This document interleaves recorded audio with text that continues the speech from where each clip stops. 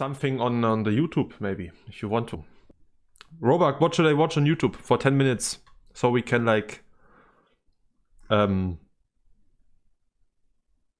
something. Oversimplified. True. Oh, we could do like watch like the Miniwar, Falklands War. Hi, English. Robak, who is Joe?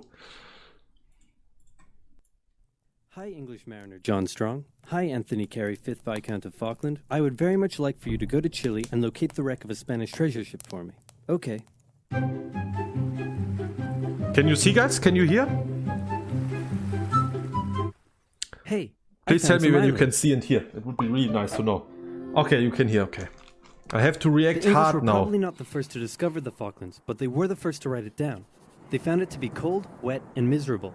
Oh. Just like home. So they established a Great. colony in 1765, unaware that the French had also discovered You know the that on the islands and done Falklands same a year currently they're earlier. living For a while, like the two were unaware 5 of each times other's more existence, but sheep presumably there than was an people. awkward moment where they You ran into didn't? each Now other. you know. Or like 11 times Then more, the I'm not Spanish sure. showed up and told the French that a couple hundred years earlier the Pope drew a line on a map and said all of this belongs to Portugal and all of this belongs to Spain, and that the island was in Spain's territory and they would like the French to hand over their settlement. Now since the two were good friends and Spain was willing to pay in cash money, the French obliged. But since they were still a little bitter about the recent 7 Years' War thing, they made sure to warn the Spanish not to let those dirty English on the other side of the island take over. So That's a Spain good- went over to good the thing. English and explained, Pope, line on map, Spain's island. And the English said, yeah, right, this is our island. But the Spanish had more guns, so they kicked them off anyway. Oh.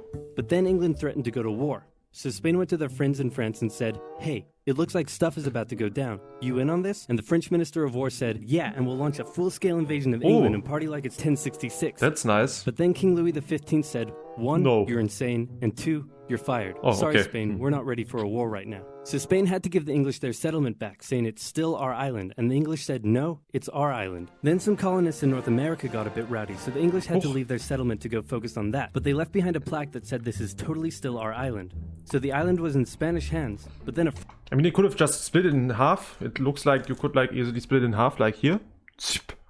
And then have like 2 Falkland Islands, you know? Like a split in the middle. With a wall and stuff, and then left behind a plaque nobody that said can this get is to the other totally still side our and island. So everybody's the island happy, was in right? Spanish hands, but then a French guy, no, not that one, turned on the Spanish, took over most of the country, and captured King Ferdinand True, everyone VII. wants more. And in response, the Spanish colonies in South America even if it's started just an vying for island with independence. nothing on So it. Spain had a little bit on its hands and also had to leave the islands. And for a couple decades, the islands were left uninhabited except for the penguins, some fishermen, and the gauchos, which are basically like cowboys but cooler and Spanisher. Fun fact about the gauchos, the German football players, after they won the World Cup, they were referring to the Argentinians as gauchos, and that was called racist by the Argentinians and stuff. But they did it anyway.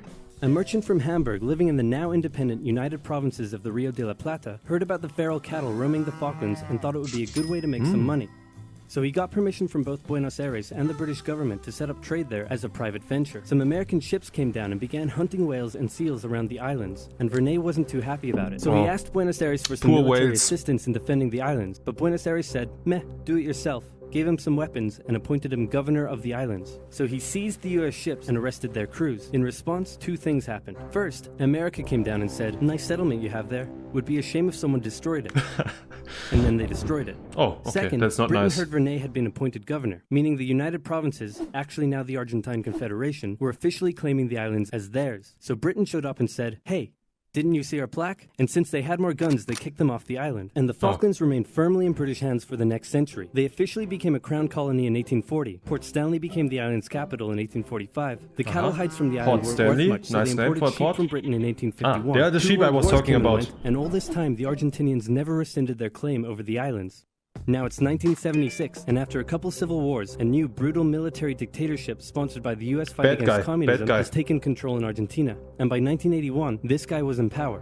The economy had been struggling for a long time, and Galtieri had been unable to improve the situation. Now, if you ever find yourself the brutal military leader of a struggling South American country and you start getting into hot water, here's a bit of advice that has been Nationalism. tried and tested throughout the centuries.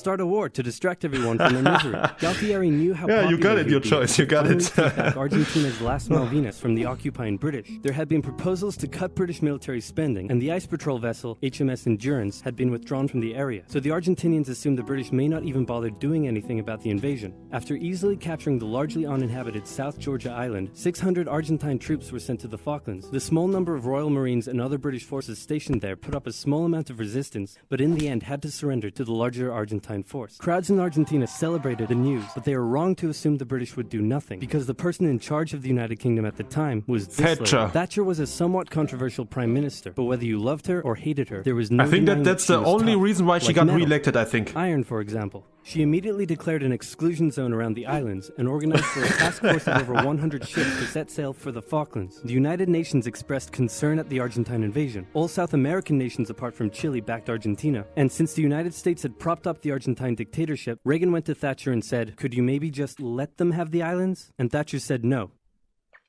Okay, here, have some weapons. Wasn't she Fighting a like war called over the Iron 8,000 Lady miles from Roebuck? home I'm not was a sure, but I logistical think. challenge for the British. They requisitioned civilian cruise ships and containers, and they used British-owned Ascension Island as a forward base. By the time they arrived at the Falklands in May, the Iron Argentine Maiden. forces had had time to entrench themselves. The first task for the British was to gain control of the seas, which they did easily. On the 2nd of May, a British submarine sank an Argentine cruiser. The sinking was controversial, as it occurred outside the British exclusion zone. It was also the largest loss of life in a single incident during the war. Rest in peace. And in response, the Argentine Navy withdrew from the islands.